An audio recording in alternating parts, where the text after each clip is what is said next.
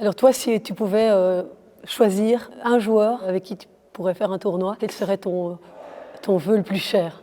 Pourquoi pas jouer avec LeBron parce qu'il a un caractère aussi très particulier. Il est mitigé, les gens l'adorent ou les gens le détestent, mais voilà, j'aurais bien aimé pouvoir vivre ça de l'intérieur et voir réellement comment il est sur le terrain et surtout comment il est en dehors du terrain pour pouvoir réellement juger un petit peu ses sauts d'humeur, etc. De manière plus objective.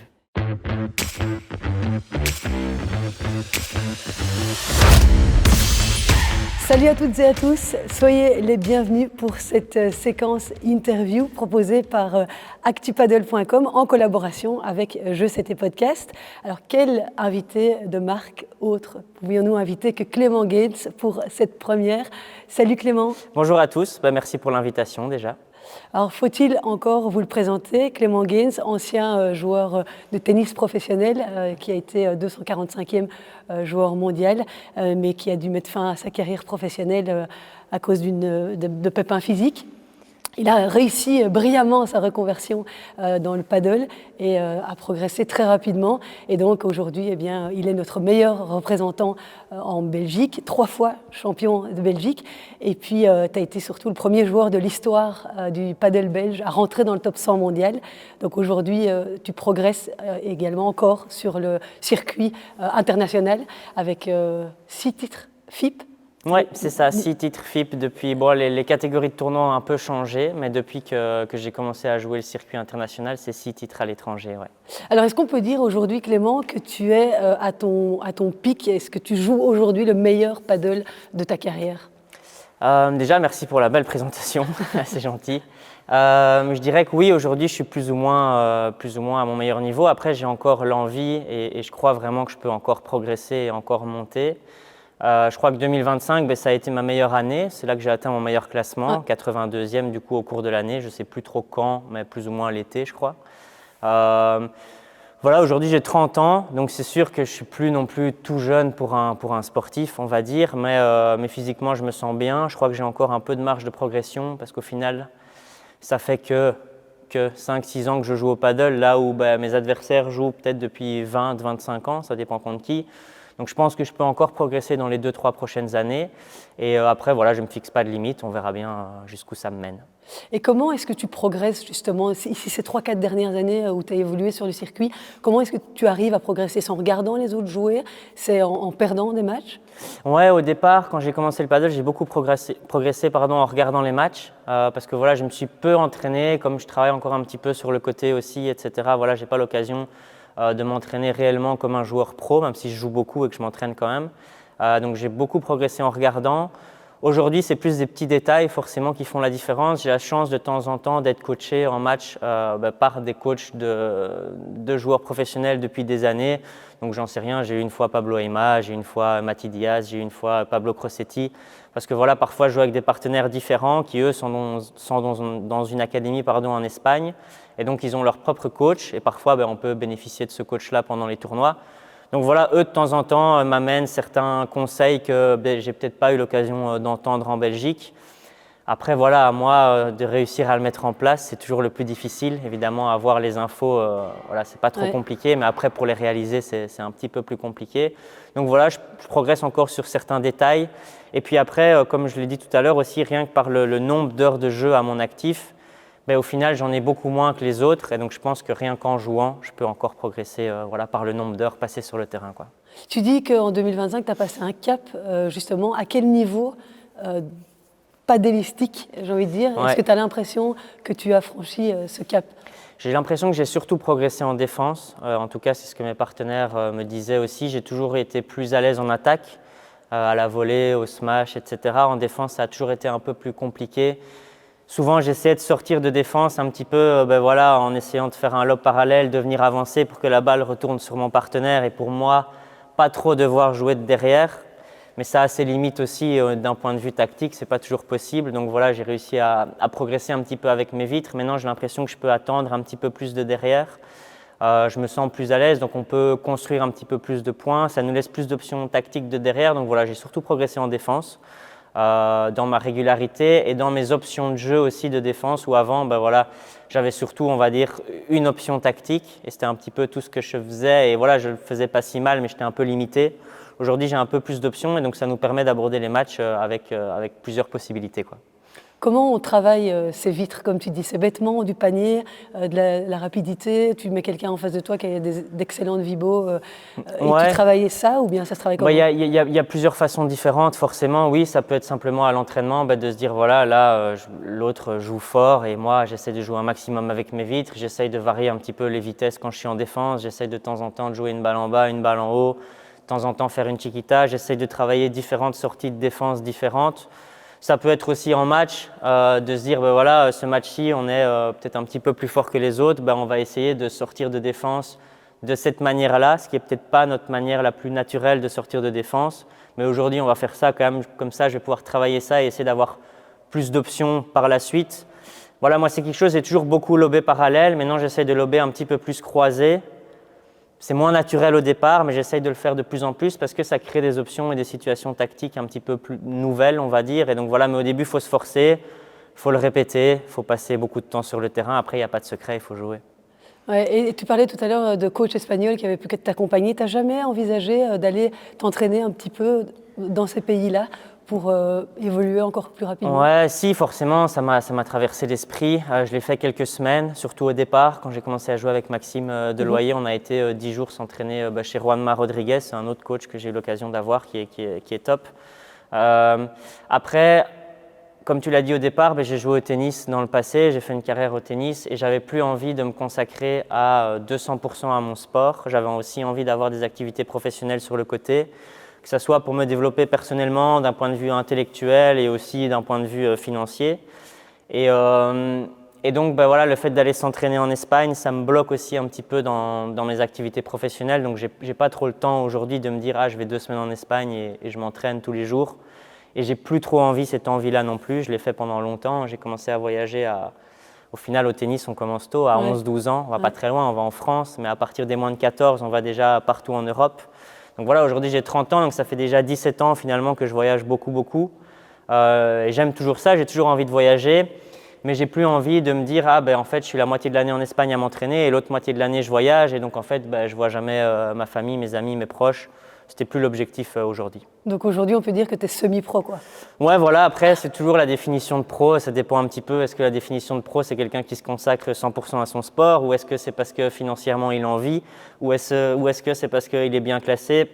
Ça, chacun a sa propre définition. Mais voilà, moi aujourd'hui, j'ai diverses activités, mais j'essaye quand même de faire quasi tous les tournois pour essayer d'avoir le meilleur classement possible et d'être le plus compétitif possible.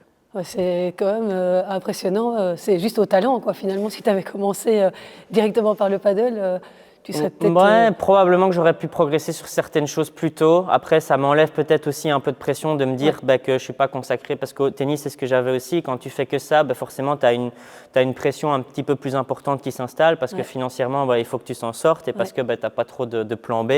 Aujourd'hui, c'est moins mon cas. Si je joue mal, ça se passe mal et qu'on perd, c'est pas la fin du monde. Après, je suis toujours déçu après un match parce que voilà, je suis compétiteur, j'ai envie de gagner. Mais c'est pas la fin du monde, j'ai d'autres choses. Voilà, ma vie ne dépend pas de mon match de paddle. Donc j'aborde, je pense, les tournois et les matchs avec une vision un petit peu différente que certains joueurs. Et donc potentiellement, je pense que je peux arriver parfois avec un petit peu moins de pression sur les matchs que d'autres. Et donc ça représente plus ou moins combien d'heures, on va dire, par semaine d'entraînement pour être au niveau auquel tu évolues aujourd'hui? Ça dépend vraiment parce que je joue des tournois, on va dire à mon avis 3 tournois par mois. Et donc au final, jeudi, vendredi, samedi, dimanche, ça dépend ce qu'on fait dans les tournois. Mais généralement, j'ai match. Et donc je vais peut-être m'entraîner qu'une ou deux fois en début de semaine. Et après, j'ai 3-4 jours de tournoi et puis je reviens. Et donc c'est difficile de mettre un nombre d'heures. Je ne m'entraîne pas énormément au paddle. Après, par contre, j'essaye de faire plus de préparation physique, de prendre plus soin de moi parce que c'est quelque chose que j'aime bien aussi, au-delà de purement la performance sportive. Voilà, j'ai envie d'être en forme. Donc, c'est quelque chose qui m'intéresse aussi. Mais donc, ouais, le nombre d'heures, c'est difficile à dire. Ok. Alors, aujourd'hui, tu as trouvé un partenaire avec qui ça matche bien. Ça fait quelques mois que tu joues avec lui, Dylan Guichard, qui est le numéro 1 français. Comment est-ce que tu peux dire que ça matche avec un partenaire? Qu'est-ce qui fait que cette paire-là fonctionne? C'est toujours difficile à dire. Forcément, je pense qu'il faut que ça fonctionne. Il y a différentes choses, mais déjà, forcément, il faut que ça fonctionne sur le terrain, c'est le plus important. Il faut bien jouer, il faut gagner des matchs parce que sinon la dynamique devient négative et voilà, ça va être compliqué. Avec Dylan, on avait joué l'année passée ensemble, 8-10 tournois. Finalement, on s'était séparés parce que ça ne se passait pas si bien que ça. Ah oui? Moi, j'avais des opportunités que j'avais l'impression à ce moment-là qui étaient plus intéressantes que de jouer avec lui. On a discuté, etc. Il n'y a pas du tout de souci entre nous puisqu'on rejoue maintenant ensemble et ça se passe très bien. Aujourd'hui, en fait, le timing fait beaucoup aussi. À ce moment-là, ça se passait moins bien. Aujourd'hui, ça se passe très bien. Après, moi, aujourd'hui, j'avais envie de jouer avec quelqu'un avec qui je partage plus de choses en dehors du terrain aussi. Dylan, même quand on s'était séparés, c'est resté un très bon ami. C'est quelqu'un que j'aime beaucoup et je lui souhaite le meilleur. Et donc, déjà ça, moi, aujourd'hui, ça m'aide de me dire que je voyage, je joue avec quelqu'un que j'aime bien. Et même si peut-être pendant un match, je suis moins motivé, j'ai toujours réellement envie de gagner aussi pour mon partenaire parce que j'ai envie qu'il soit numéro 1 français, j'ai envie qu'il rentre dans le top 100 mondial, j'ai envie qu'il soit le plus haut possible. Alors évidemment, j'ai des objectifs pour moi aussi, mais j'ai aussi envie de gagner pour mon partenaire et donc c'est une motivation supplémentaire. Et après, il y a différents types d'équipes. Il y en a comme nous où on est amis, on passe beaucoup de temps ensemble en dehors du terrain parce qu'on s'entend bien et donc sur le terrain, ça se passe bien aussi pour l'instant, on verra comment ça évolue. Mais il y a aussi des équipes où au final c'est beaucoup plus professionnel et en dehors du terrain, ils ne vont jamais manger ensemble, limite ils ne dorment pas ensemble et voilà, ils font leur match, à demain et à demain on recommence une nouvelle journée et voilà, c'est plus comme un collègue que comme un partenaire ou un ami, donc tout est possible, ça dépend des besoins de chacun. Moi, les premières années, je n'avais pas ce besoin de jouer avec quelqu'un, de jouer avec un ami ou quelqu'un avec qui je partageais des choses en dehors du terrain. Aujourd'hui, avec l'âge, j'ai un peu moins envie de voyager à l'autre bout du monde et tout. J'ai envie de partager plus de choses avec la personne avec qui je joue. Donc, j'ai plus ce besoin-là, mais que je n'avais pas il y a 2 ans. Donc, de nouveau, ça évolue. Lui, je sais qu'il a besoin d'être en confiance, d'être avec un partenaire qui lui parle beaucoup, qui est très valorisant, très positif. Donc, lui, il aime bien jouer avec moi, il aime bien jouer avec un ami. Après, voilà, il a 24-25 ans. Peut-être que dans 2-3 ans, il aura plus besoin là. Voilà, on verra bien. Ouais. Après, sur le terrain, c'est important aussi cette cohérence. Je suppose qu'elle se ressent aussi sur le terrain, sur la manière dont on s'entend. Ouais. C'est clair, ça a des avantages. Forcément, je pense que quand on est soudé en dehors du terrain, on a tendance à être plus soudé sur le terrain. Après aussi, ça peut se retourner dans l'autre sens. J'en sais rien. On peut se disputer en dehors du terrain parce que peu importe la raison. Et finalement, ça peut se ressentir peut-être sur le terrain aussi. Alors que si tu joues avec quelqu'un purement de manière professionnelle, tu ne peux pas te disputer avec lui en dehors du terrain puisque tu ne le vois pas de toute façon. Donc, tu as moins ce risque aussi. Donc, voilà, ça peut être à double tranchant. Ça dépend toujours un peu comment on voit les choses. Et au niveau pur paddle, quand je te disais comment on sait que c'est un bon partenaire, toi, tu cherches quel genre de qualité à côté de toi pour un joueur Ouais, c'est vrai que c'est super important. Moi, j'ai toujours tendance plus facilement à m'adapter à mon partenaire parce que j'ai un style de jeu finalement très, très classique. Donc voilà, lui, Dylan, il est gaucher, c'est déjà quelque chose de particulier. J'avais toujours joué avec des droitiers jusque-là. Mais on se complète plutôt bien parce qu'on est tous les deux agressifs. On arrive tous les deux quand même à bien manœuvrer du fond maintenant et à être plus à l'aise en défense. Il peut m'aider parce qu'il est un petit peu plus grand, il se mâche mieux que moi sur les lobes faciles. Donc ça m'aide beaucoup quand je joue avec un droitier qui ne se mâche pas forcément bien. C'est vrai que de temps en temps, on pourrait finir le point et on ne le fait pas parce que moi, mon smash, ce n'est pas mon meilleur coup. Donc de ce point de vue-là, il peut m'aider.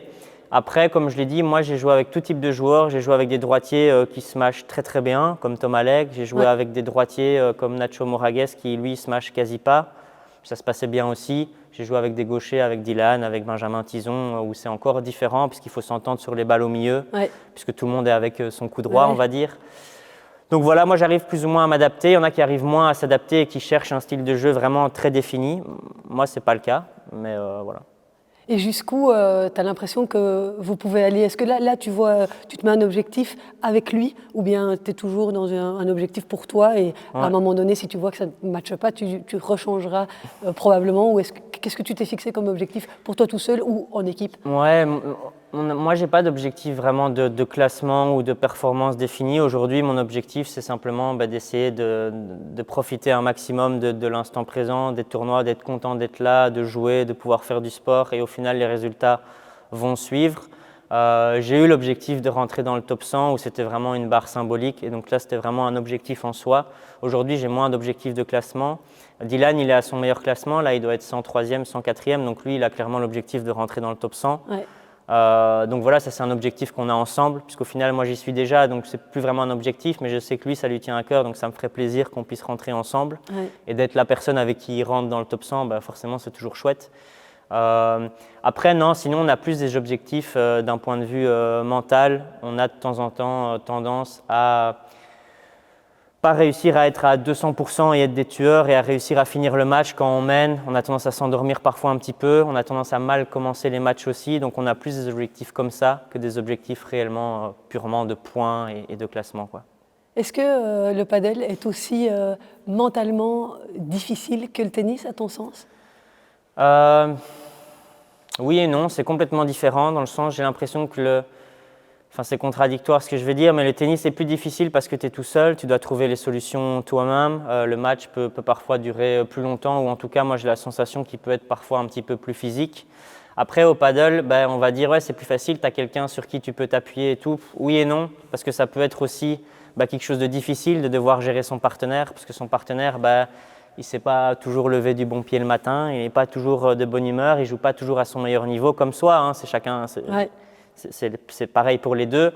Mais du coup, tu as ce côté-là à gérer aussi qui parfois peut être plus compliqué pour quelqu'un qui est individualiste ou qui a toujours eu tendance à jouer comme moi. Enfin, je me considère pas spécialement individualiste, mais j'ai fait du tennis pendant longtemps et donc finalement, quand tu joues au tennis, c'est toi tout seul. Donc, par la force des choses, tout est quand même centré un petit peu sur toi-même, ton coach, ton kiné, toute ta structure, elle est là pour que toi, tu performes le mieux. Donc, indirectement, tu es quand même toujours un petit peu au centre du truc. Ouais.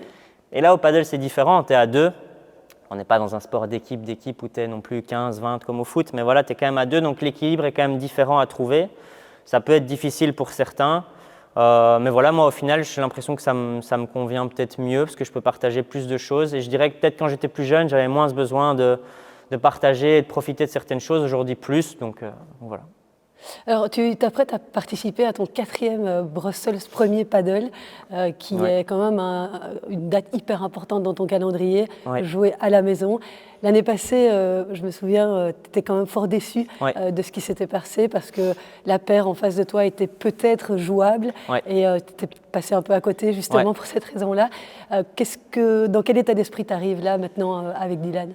Ouais, c'est clair. L'année passée, c'était catastrophique. Il y a pas de, voilà, c'est pas grave en soi. On a fait tous les deux. L'année passée, c'était avec Thomas Legge. On a fait notre maximum, mais voilà, on a été mauvais. J'avais beaucoup d'attentes l'année passée. On jouait bien aussi avant le tournoi. Cette année, je le vois un peu différemment. Je me dis plus, voilà, je vais pouvoir jouer avec Dylan. Il y aura du monde. J'ai juste envie de profiter de l'instant présent. Finalement, peu importe le score et le résultat, etc. Au final, si déjà on peut passer un chouette moment, arriver à faire un bon match et profiter, voilà, ce sera déjà une réussite en soi. Je n'ai pas tellement d'objectifs de résultat ou de performance parce que quoi qu'il arrive, de toute façon, on jouera contre une équipe qui, en théorie, est largement meilleure que nous. Et voilà, oui, comme tu l'as dit l'année passée, c'est clair que j'étais très déçu parce que c'est l'événement paddleistique en tout cas le plus important de l'année. Et puis voilà, jouer devant beaucoup de gens que tu connais, devant tes amis, la famille, les gens n'ont pas toujours l'occasion de venir me voir jouer ou en tout cas de venir me voir jouer à ce niveau-là. Donc c'est clair que c'était décevant. Après voilà, ça reste qu'un match de paddle et ça reste que du sport, mais c'est clair que c'était un peu compliqué l'année passée et cette année du coup j'essaie de le voir un petit peu de manière différente et on verra ce que ça donne. Et puis tu l'as déjà dit, tu rêves de passer un tour dans ce Brussels Premier Paddle, ce serait un bel aboutissement. Ouais, c'est clair, ça serait incroyable de passer un tour. Après voilà, c'est pas quelque chose qu'on contrôle, donc on verra, on va faire le maximum et puis voilà. Et il y a 2 ans, tu avais joué Coelho Tapia. Ouais. C'était un souvenir mémorable, ça, quand même. Ouais, c'est clair que jouer Coelho Tapia voilà, devant un public belge, c'est incroyable. Après, et en finale, on avait fait un match qui était tout à fait correct, donc c'était chouette. Vous aviez pris quoi, 2-1, je crois? On avait pris 6-1, 6-2 ou 6-2, 6-1, je sais plus. Mais de très belle manière. Ouais, ça allait. Bon, après, voilà, on était largement moins fort, évidemment. Mais c'était chouette, on avait passé un chouette moment, il y avait eu des beaux échanges et tout. Donc c'est clair que ça reste un chouette souvenir. Et j'ai envie que cette année, ça soit ça, peu importe le résultat, que ça reste un chouette souvenir. Parce que l'année passée, finalement, ça aurait pu être un beau moment et au final pour moi ça reste un souvenir triste et j'ai pas envie que ce soit le cas encore cette année, quoi. Comment t'expliques qu'il y ait une telle différence de niveau entre les quelques premières meilleures paires du monde, on va dire les 2, 3, 4 premières paires du monde, et puis les autres? Est-ce que tu as l'impression que ça devient de moins en moins, l'écart diminue, ou est-ce que cette tendance reste? Et comment on peut expliquer qu'il y ait des gars comme ça qui soient au-dessus du lot, un peu aussi comme au tennis, avec deux monstres et puis le reste du monde? Ouais, c'est clair. Aujourd'hui, il y a deux équipes vraiment qui sont en finale dans 90% des tournois de l'année. Après, pourquoi? C'est toujours difficile à dire. Ces deux équipes qui ont deux styles de jeu complètement différents. Il y a une équipe avec un droitier, un gaucher, Tapia Coelho, où en plus ils peuvent tous matcher. L'autre équipe, Galan-Chinkoto, c'est complètement différent, deux droitiers et un joueur de droite qui est petit en taille et qui n'a pas vraiment de smash, donc on va dire un style de jeu plus paddle, plus ancien, donc c'est différent. Après, je pense qu'ils font simplement un petit peu tout mieux que tout le monde. Ils se mâchent un petit peu mieux, ils sont plus précis, ils défendent un petit peu mieux, leurs lobes sont plus proches de la vide de fond. Je crois que c'est des détails, mais c'est un peu comme au tennis, et au final, ils font un peu tout mieux. Et du coup, dans les résultats, on voit bien qu'ils sont meilleurs, mais ce n'est pas un coup en particulier. Après, pour l'instant, il reste toujours un gros écart, j'ai l'impression, entre ces deux équipes-là et puis les 5-6 équipes qui suivent. Donc, on va dire qu'il y a 8 équipes. Ouais. Et après, il y a encore un écart avec les équipes d'après, jusque, je dirais, 60, 70. Et puis, il y a de nouveau encore un écart entre de 70 à 150, où c'est assez serré. Aujourd'hui, c'est comme ça, mais je crois qu'à terme, ça va finalement être de plus en plus dense parce qu'il y a de plus en plus de joueurs partout dans le monde. Il y a de plus en plus de structures compétentes qui peuvent accueillir des jeunes qui ont un projet de sport paddle de haut niveau. Ce n'était pas le cas avant. Donc ça va être de plus en plus dense. Il va y avoir des équipes qui vont pouvoir se rapprocher de Tapia Coelho et Galan-Chinkoto, mais aujourd'hui, ce n'est pas encore le cas. Alors toi, si tu pouvais choisir un joueur avec qui tu pourrais faire un tournoi, quel serait ton vœu le plus cher? Il y en a deux. Je dirais que j'ai envie de jouer avec Coelho parce que j'ai l'impression que pour moi aujourd'hui c'est le meilleur joueur du monde. Gaucher, je crois qu'il a un style de jeu qui peut convenir à tout le monde. Et en plus, pour l'avoir croisé pas mal de fois, il a l'air super sympa et tout, donc ça serait cool. Et puis pourquoi pas jouer avec LeBron parce qu'il a un caractère aussi très particulier. Il est mitigé, les gens l'adorent ou les gens le détestent, mais j'aurais bien aimé pouvoir vivre ça de l'intérieur et voir réellement comment il est sur le terrain et surtout comment il est en dehors du terrain pour pouvoir réellement juger un petit peu ses sauts d'humeur, etc. De manière plus objective. Et tu regardes beaucoup de matchs de paddle? Au début, j'ai regardé beaucoup de paddle, parce que j'ai appris pas mal comme ça. Aujourd'hui, beaucoup moins, parce qu'au final, je suis toute la journée dans un milieu paddleistique, que ce soit pour le travail, moi en tant que joueur, à m'entraîner et tout. Donc le soir, regarder encore en plus du paddle, ma tête va finir par exploser. Donc je regarde beaucoup moins. Par contre, j'aime bien quand je suis en tournoi, aller voir un match sur place et sentir un peu l'atmosphère du stade, de voir ça en live, oui. Après, maintenant, devant ma télé, non, quasi plus. Ouais. Alors, tu parlais tout à l'heure du développement de plus en plus important du paddle un peu partout dans le monde, et au niveau professionnel aussi. On sait que tu es impliqué au niveau Wallonie-Bruxelles, la fédération pour tout ce qui est développement et l'élite. Est-ce que tu peux nous dire comment est-ce que ces 2-3 dernières années, comment le sport évolue? Est-ce que les jeunes sont là maintenant et au sein de ton académie aussi, Gap Academy, est-ce que tu peux un petit peu nous parler de ce développement en Belgique? Oui, le sport continue de se développer. Le sport au départ, il y a 4-5 ans, c'est surtout développé pour des adultes en loisirs. Les clubs avaient un objectif plus axé rentabilité, plus business. On essayait de remplir les terrains le soir un maximum avec des gens de tout horizon. Aujourd'hui, maintenant, il y a beaucoup plus d'académies dans les clubs qui se sont structurés. Il y a beaucoup plus de coachs compétents par rapport à il y a 5 ans. Et du coup, le sport est aussi plus visible qu'avant. Donc, il y a des jeunes qui ont potentiellement plus envie de jouer au sport parce qu'ils ont vu Tapia, parce qu'ils ont vu un tel jouer, etc. Donc, il y a de plus en plus de jeunes dans les clubs. Dans les académies, nous ici pour parler de la Gap Academy, oui, on se développe de plus en plus. Chaque année, on accueille de plus en plus de jeunes et on est très contents. Alors pour l'instant, c'est principalement encore des jeunes loisirs. On a une petite section, on va dire un petit peu plus compétition où ils viennent jouer 2 fois et il y a un peu de prépa physique. Mais voilà, ça concerne 6, 7, 8 enfants, ce n'est pas énorme encore, alors qu'il y a peut-être une centaine de jeunes qui prennent des cours toutes les semaines, ce qui est quand même pas mal. Et après, d'un point de vue plus fédéral, on va dire plus haut niveau, ben c'est clair qu'il y a 4 ans, il fallait vraiment faire le tour de la Belgique et le tour de tous les clubs pour trouver un jeune qui avait un peu de potentiel. Aujourd'hui, ce n'est plus le cas, il y en a de plus en plus. Il y a de plus en plus d'académies qui sont capables aussi d'accueillir des jeunes qui jouent bien. Donc ça, c'est cool. Et donc maintenant, ouais, le mercredi, il y a on va dire, entre 12 et 16 jeunes qui ont vraiment un niveau tout à fait intéressant et qui sont des jeunes aussi qui ont un projet plus poussé, qui s'entraînent aussi dans leur club, qui font des tournois internationaux, qui font de temps en temps des tournois à l'étranger aussi. Il y a des tournois internationaux en Belgique, mais de temps en temps, il y en a certains qui voyagent. Et donc voilà, ça continue de se développer. Après, est-ce qu'on va avoir demain un jeune qui est dans le top 50 mondial? Voilà, personne ne le sait, mais en tout cas, il y a de plus en plus la base est de plus en plus large. Et donc potentiellement, on a de plus en plus de chances d'avoir de jeunes qui deviennent de bons joueurs adultes. À quel niveau il faudrait être pour pouvoir vivre de son sport, tu penses aujourd'hui? C'est toujours compliqué, ça dépend de la partie sponsoring aussi, quelle place elle prend dans l'aspect financier du joueur. Après, si j'enlève, on va dire, la partie sponsor et qu'on se concentre juste sur les gains en prize money, il faudrait être dans les tableaux des premières paddles à tous les tournois, donc les 22 tournois de l'année. Donc pour être tableau dans les tournois P2 comme à Bruxelles, il faut être dans les 50 premiers joueurs mondiaux. Donc aujourd'hui, si on veut vivre juste du sport grâce aux gains des tournois, il faut être dans le top 50. Après, je pense qu'on peut en vivre un petit peu en dehors de ce top 50 si on vient d'un pays qui est en développement et si on a la chance d'avoir des bons contacts et d'avoir des sponsors. Voilà, pour le premier joueur français ou pour le premier joueur belge comme moi ou pour le premier joueur suédois ou portugais ou italien, forcément, c'est beaucoup plus facile de trouver des sponsors parce qu'on est beaucoup plus visible dans notre pays que quelqu'un à mon classement. Aujourd'hui, je suis 92e, je prends, je sais pas, l'Espagnol qui est peut-être 93e. Ouais. Lui, en sponsoring, il a 0 parce qu'au final, dans son pays, il est 75e de son pays, personne ne le connaît.